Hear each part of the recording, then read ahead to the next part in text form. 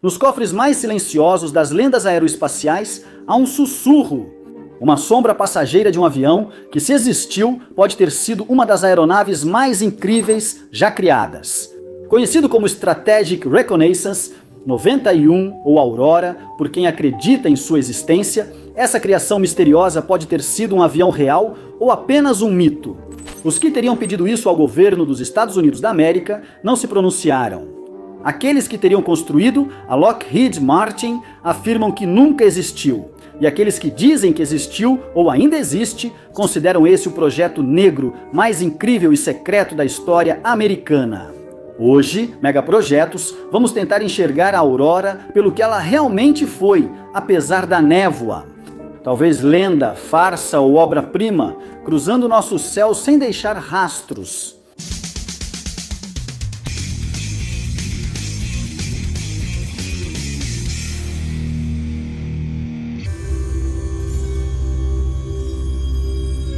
Os militares dos Estados Unidos da América são excelentes em guardar segredos, como as localizações de submarinos nucleares, capacidades de caças de quinta geração e identidades de agentes de inteligência globais. Mas existe um grupo de segredos que o Pentágono protege melhor: os projetos negros. Uma série de projetos dependentes de relações de trabalho próximas entre os Estados Unidos e seus contratados de defesa. Os projetos negros do Pentágono consomem dezenas de bilhões de dólares todos os anos, desaparecendo em um buraco do qual pouquíssima informação já escapou. Muitas vezes, os resultados desses projetos não são divulgados. Em outros, representam grandes inovações das Forças Armadas dos Estados Unidos da América. O F-117 Night Orb foi produzido secretamente e só anunciado pouco antes de sua primeira missão de combate.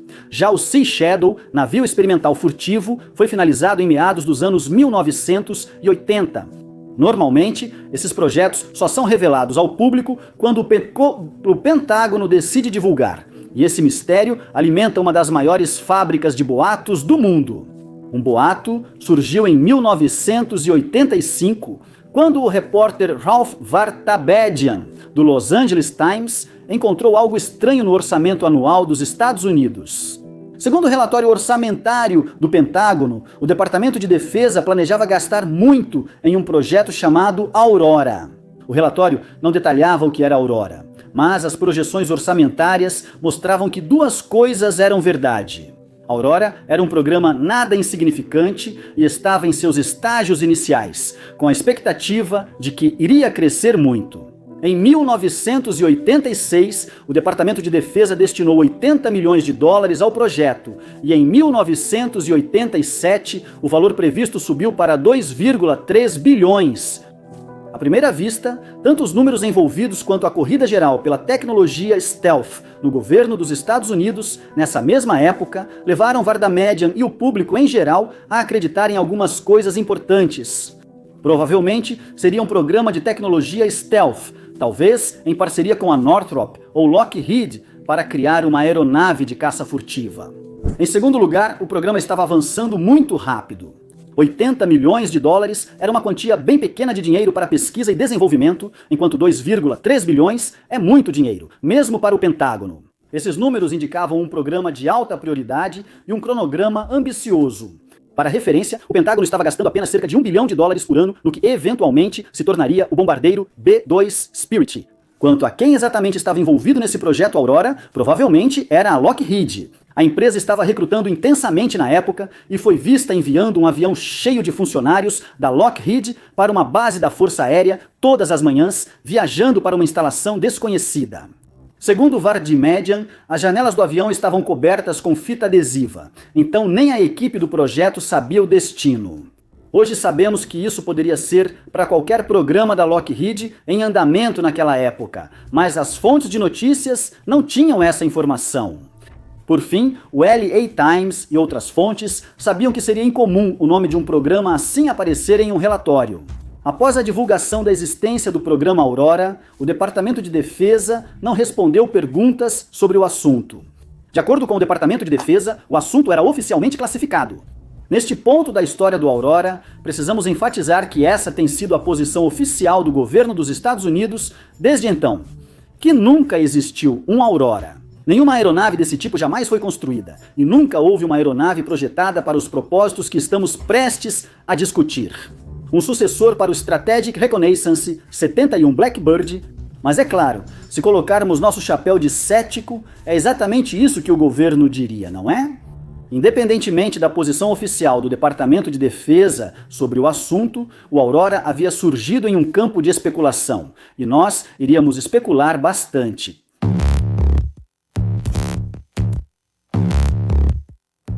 Quando analistas de defesa e internautas aceitaram a possível existência da aeronave Aurora, surgiu a pergunta: afinal, o que é isso? O nome deu uma pista sobre o que não era. Os caças dos Estados Unidos da América, antes e após a divulgação da Aurora, geralmente tinham nomes de animais, que podem ser agressivos mesmo sem serem predadores. Veja o F-14, Tomcat, F-15 Eagle, F-16, Fighting Falcon ou Viper, FA-18, Hornet e F-22 Raptor. Desconsidere o F-35 Lightning, segundo isso é uma homenagem ao P-38 Lightning da Segunda Guerra Mundial. Outra pista importante foi o orçamento do Aurora ser citado logo após menção ao TR, um lote de aeronaves U-2 para reconhecimento tático. Combinando essas duas informações, era possível deduzir que o Aurora não era um caça, mas talvez uma aeronave de reconhecimento. A próxima questão a ser abordada era por que seria tão caro. E aqueles que analisaram o possível projeto também tinham algumas ideias nesse sentido. A principal era que o avião substituiria o Strategic Reconnaissance 71, assumindo uma função prevista para ficar vaga em breve. Claro que esse novo avião, desenvolvido por décadas, seria de algum modo superior ao Strategic Reconnaissance 71. As melhorias eram esperadas em 3 áreas: velocidade, altitude e furtividade. Acreditava-se que os Estados Unidos tinham potencial para criar uma aeronave hipersônica, capaz de voar a 5 vezes a velocidade do som. Essas usariam ramjets ou scramjets, motores a ar que possibilitam viagens muito rápidas e que se pensava que os Estados Unidos da América já estavam desenvolvendo ou possuíam. Olhando para trás, sabemos que a Força Aérea, a Administração Nacional da Aeronáutica e Espaço e empresas privadas realmente estavam projetando e estudando aeronaves. Mach 5 nos anos imediatamente anteriores a 1985, quando novamente Aura apareceu pela primeira vez. Além disso, o trabalho já estava avançado nas estruturas que permitiriam à aeronave suportar o calor intenso da viagem hipersônica. Com a capacidade de viajar em velocidades insanas, a tecnologia stealth tornou-se cada vez mais central em quase tudo que o Departamento de Defesa desenvolvia. E claro, também teria o potencial de viajar em grandes altitudes. Tanto as conjecturas quanto os relatos das testemunhas indicam que a aeronave Aurora teria formato de cunha, com pequenas asas em delta próximas à fuselagem principal. Isso permitiria que a aeronave voasse com menos aquecimento. Acreditava-se que a aeronave era tripulada e desarmada, mas, por ser um avião espião, deveria ter câmeras, sensores e outros equipamentos de inteligência. Teria 2 tripulantes, link de dados em tempo real para reconhecimento e alcançaria rapidamente a maioria dos lugares do mundo com pouca complicação. A velocidades entre Mach 5 e 6, voando a dezenas de quilômetros do solo, ela ficaria fora do alcance de qualquer míssil atual. Estudos de viabilidade sobre um jato comercial hipersônico sugeriram que uma aeronave reduzida poderia ter um alcance de até 10.000 milhas, transportando um conjunto de sensores de 1 tonelada. Segundo Wolfgang Demisch, um programa assim pode ter fabricado cerca de 30 aeronaves, enquanto Lawrence Harris aponta provável voo inaugural em 1989 e entrada em serviço em 1995. A análise de Harris extrapolou um custo total de 4,4 bilhões de dólares a 8 bilhões de dólares para o desenvolvimento e até mais 24 bilhões de dólares para realmente produzir a frota. Isso colocaria os preços potencialmente tão altos quanto $1 bilhão por avião. É provável que tenha recebido outro nome, pois Aurora, se era o nome do programa secreto, deve ter sido considerado comprometido em 1985, quando foi divulgado. O Aurora nunca foi citado depois pelo Departamento de Defesa, ao menos com esse nome. E embora isso, por si só, não devesse ser uma grande surpresa, também significava que qualquer alocação orçamentária posterior a 1987 ficou completamente oculta do público. O programa poderia ter crescido e crescido por anos, poderia ter permanecido estável, poderia ter desaparecido. Nós simplesmente não sabemos. Mesmo assim, o Departamento de Defesa não comentaria sobre isso. E por um tempo, parecia que esse seria o fim dessa pequena e estranha anomalia. Mas então, os avistamentos começaram.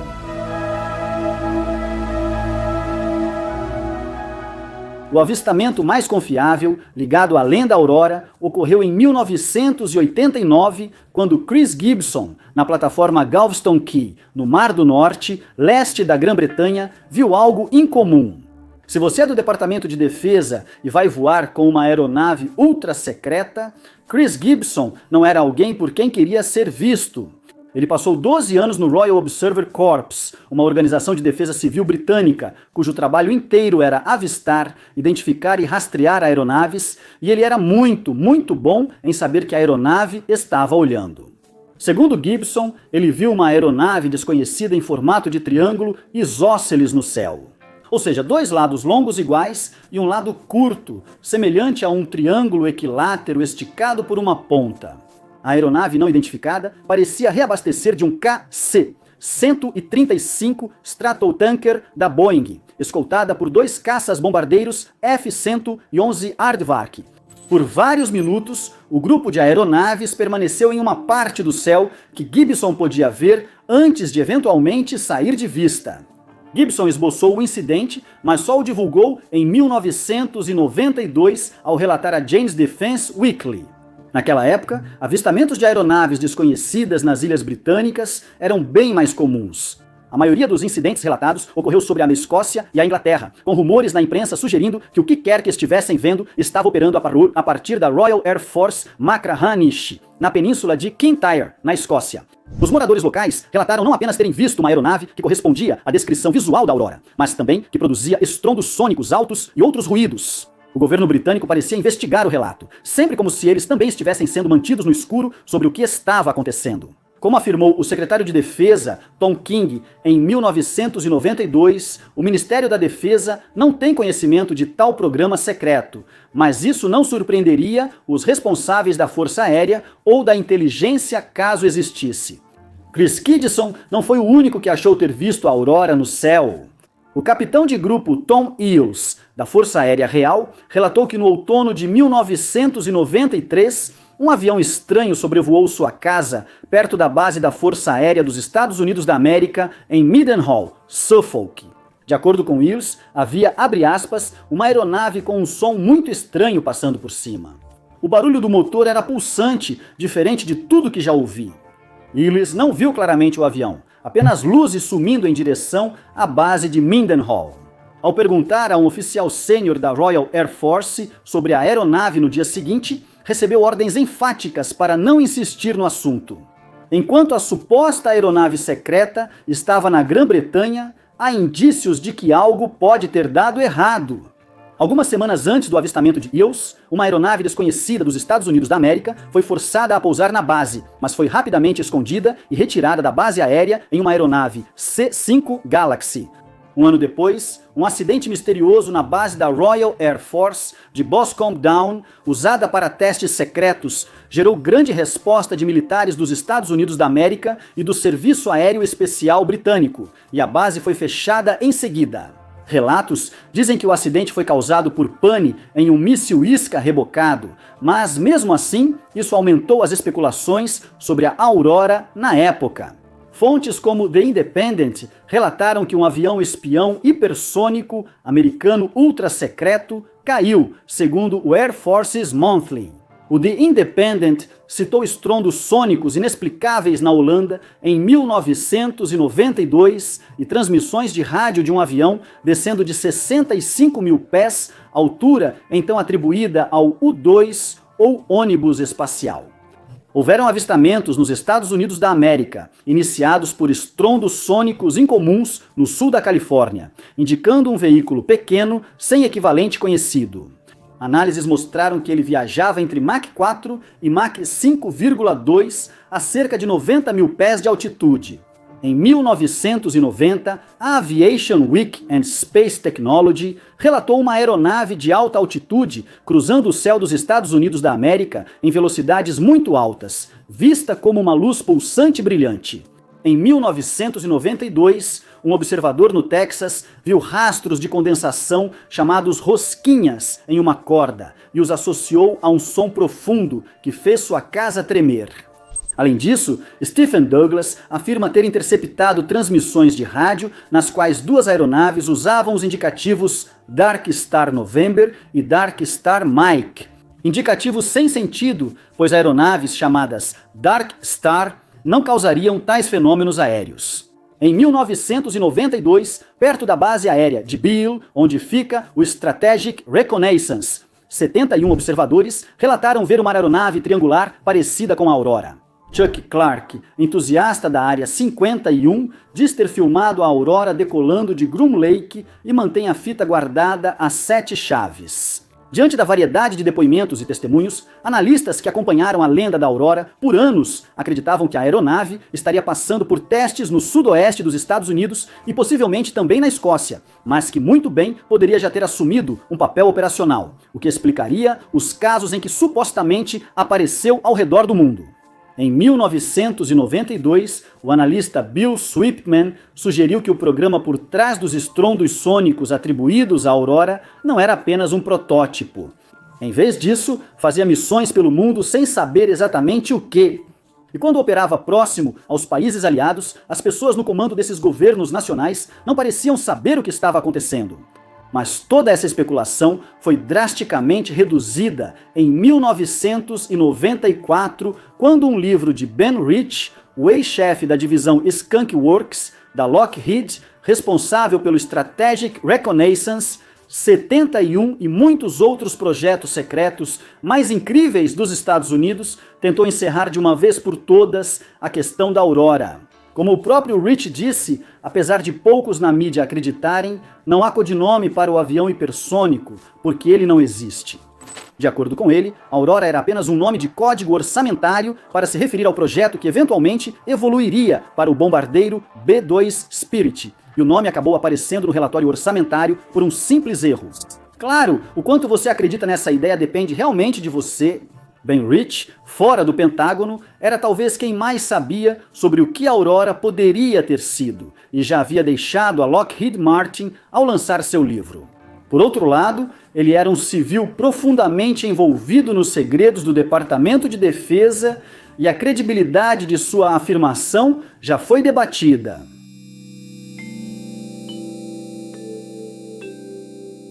Com uma entidade nebulosa, possivelmente chamada Programa Aurora e representada da forma mais completa possível, como ouvimos que o Megaprojetos consegue, surge uma questão crucial.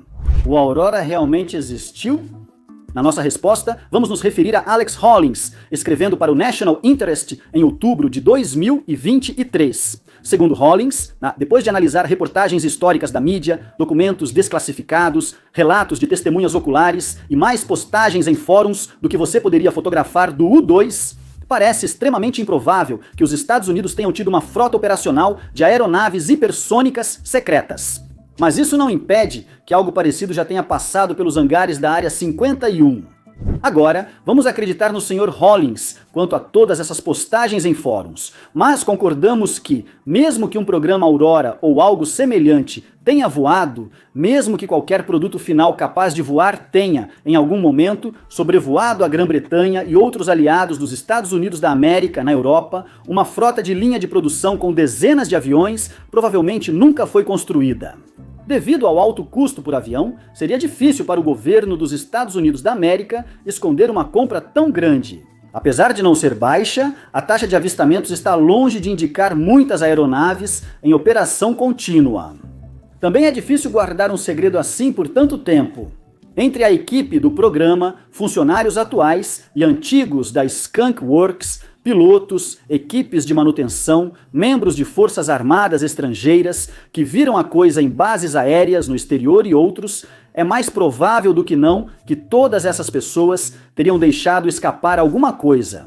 Mas essa chance cai muito se considerarmos os círculos internos, caso só um protótipo ou grupo de 4 a 6 aeronaves tivesse sido feito no fim.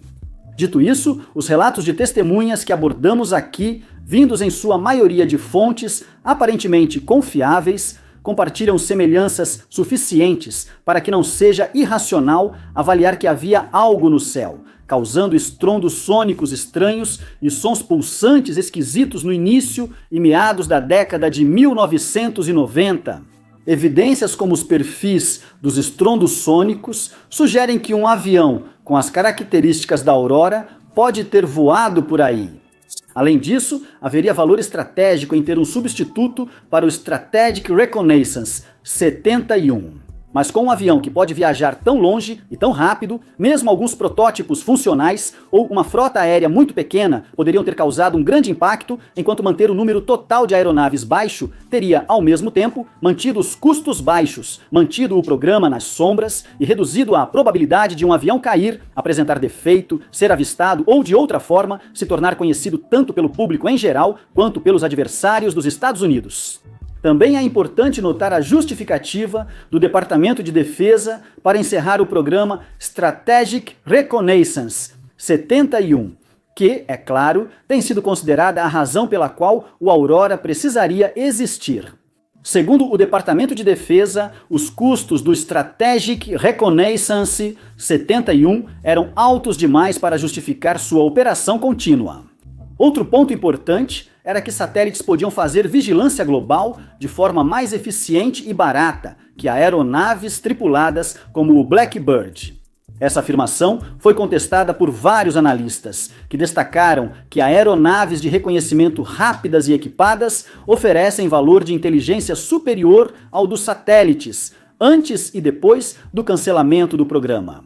Voam mais baixo e alcançam o alvo tão rápido ou até mais rápido. Elas podem se mover com menos chance de serem rastreadas e são mais fáceis de enviar rapidamente para crises. Na maioria dos dias, satélites bastam. Mas, quando as tensões geopolíticas realmente começarem a ficar sérias, você vai querer ter uma Aurora na manga.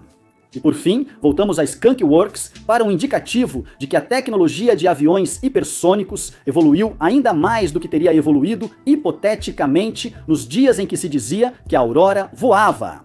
O Strategic Reconnaissance 72 é uma aeronave hipersônica não tripulada proposta pela Lockheed Martin ao governo dos Estados Unidos da América em 2013. De acordo com a própria Lockheed Martin, em 2018, esperava-se então que um protótipo do Strategic Reconnaissance 72 voasse até 2025. Recentemente, a Lockheed Martin tem dado mais sinais de que algo hipersônico existe e pode já ter sido entregue à Força Aérea dos Estados Unidos da América. Mencionamos o Strategic Reconnaissance 72, mas não achamos que seja o Aurora. Na verdade, discordamos totalmente disso. Em vez disso, mencionamos isso porque, se de fato ele for real, então seria uma evolução gigantesca em relação a qualquer uma das tecnologias incluídas no Blackbird ou em qualquer outra aeronave conhecida pertencente ao governo dos Estados Unidos. O avanço em tecnologia militar não ocorre de forma repentina ou em grandes saltos. Em vez disso, o progresso normalmente é incremental, com cada novo desenvolvimento servindo de base para o próximo, e assim por diante. Para os Estados Unidos passarem do Strategic Reconnaissance 71 para o Strategic Reconnaissance 72, sem nada entre eles, seria altamente incomum. No Megaprojetos, achamos que os Estados Unidos da América não passaram do 71 para o 72. Olhando para todas as informações que sabemos e todas as informações que achamos que sabemos, eu apostaria que houve uma aeronave no meio, possivelmente uma série inteira delas. Nós não sabemos o que eles fizeram, não sabemos quantos eram, não sabemos por quanto tempo foram operados. Há uma lacuna na cronologia dos aviões de reconhecimento de alta velocidade dos Estados Unidos da América, e se ela foi preenchida, foi por um avião chamado Aurora. Mesmo que seu verdadeiro nome possa permanecer para sempre, perdido na história.